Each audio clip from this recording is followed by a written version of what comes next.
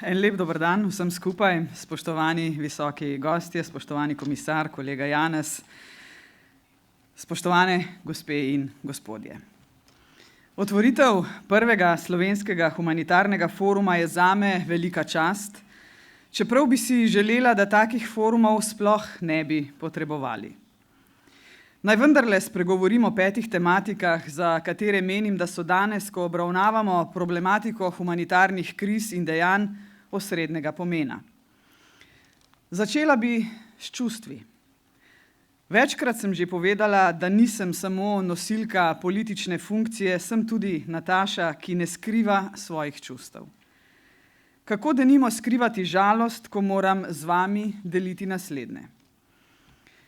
Številne humanitarne krize, o katerih poročajo mediji ali pa tudi ne, terjajo rekordno visoke humanitarne potrebe.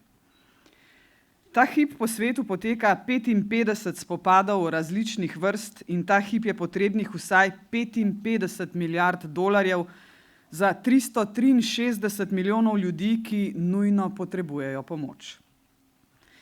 Mednarodna skupnost donatorskih držav, mednarodnih organizacij, zasebnih fundacij in nevladnih organizacij še nikoli ni bila pod takšnim pritiskom pomagati toliko ljudem s tako omejenimi sredstvi. Na letni ravni zagotavljamo namreč zgolj polovico potrebnih sredstev. Brez nujno potrebne pomoči ostaja prek 180 milijonov ljudi, za 90 Slovenij ljudi. Krizno dogajanje po svetu, grobe kršitve mednarodnega humanitarnega prava in človekovih pravic, zmanjšane preskrbe s pitno vodo in hrano ter migracije. Teptanje soljudi, živeti tam, kjer življenje ni vredno nič, ni dostojanstveno,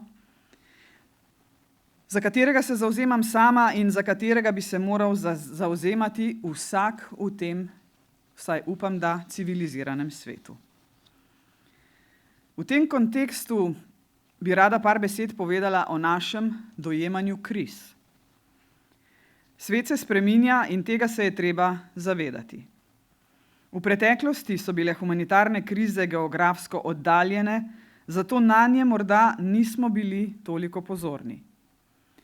Že z vojnami na tleh nekdanje Jugoslavije v 90. letih smo neposredno začutili trpljenje ljudi, ki bežijo pred nasiljem vseh vrst.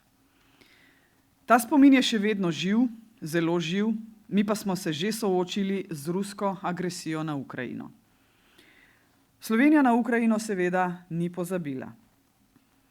Tej državi smo poleg izdatne vojaške nudili materialno in humanitarno pomoč skupno do sedaj več kot 10 milijonov evrov.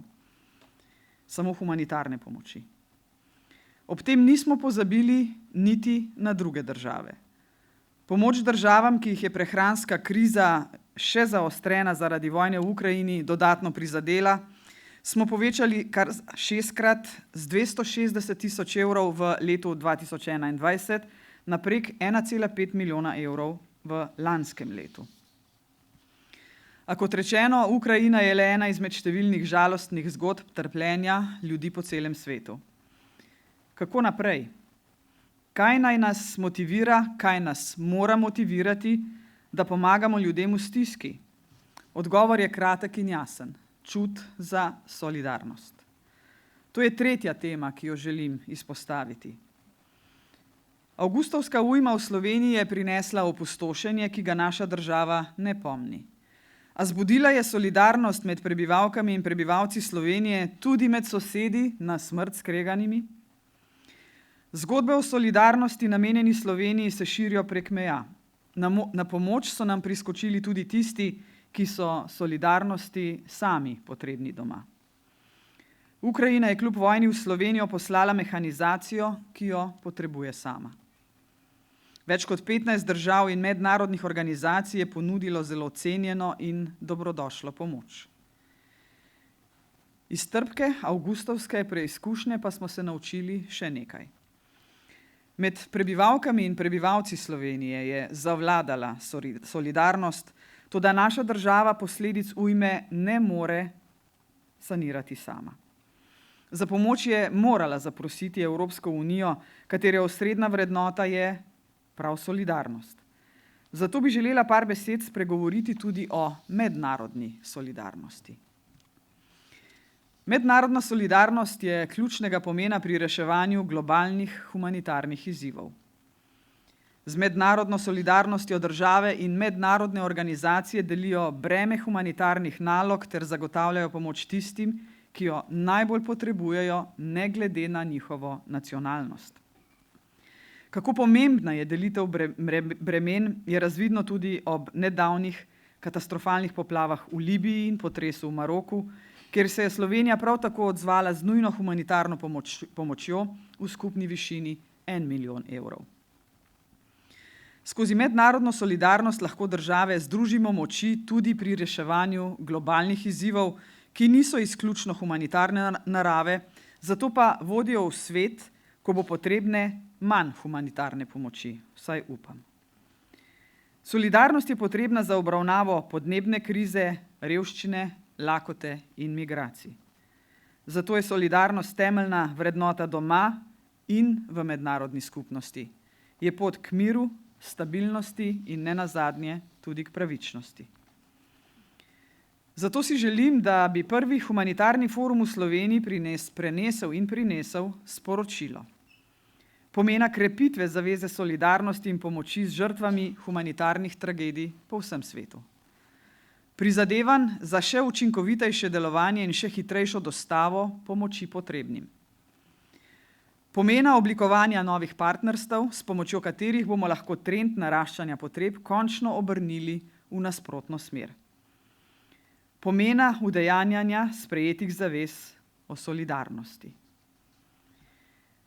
Resnično upam, da te besede ne bodo samo puhlica iz mojih ali vaših ust.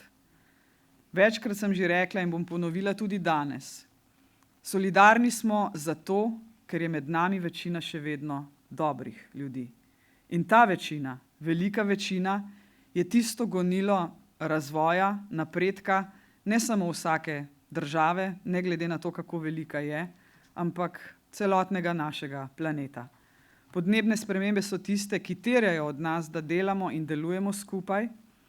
Sama se bom vedno trudila, da bomo glasni in jasni v mednarodni skupnosti. In če sem čisto iskrena, na koncu mora pa vsak najprej pomesti pred svojim pragom. Tudi Slovenija mora tu narediti še veliko in moja zaveza je, da kdaj spodbudim kakšen prepočasen tek ali tok, ampak te naloge ne jemljem z lahkoto, z rezervo, ampak jo jemljem izjemno resno in odgovorno. Ampak sama gora premikati ne morem, lahko jih premikamo le skupaj. Hvala vam za vašo pozornost.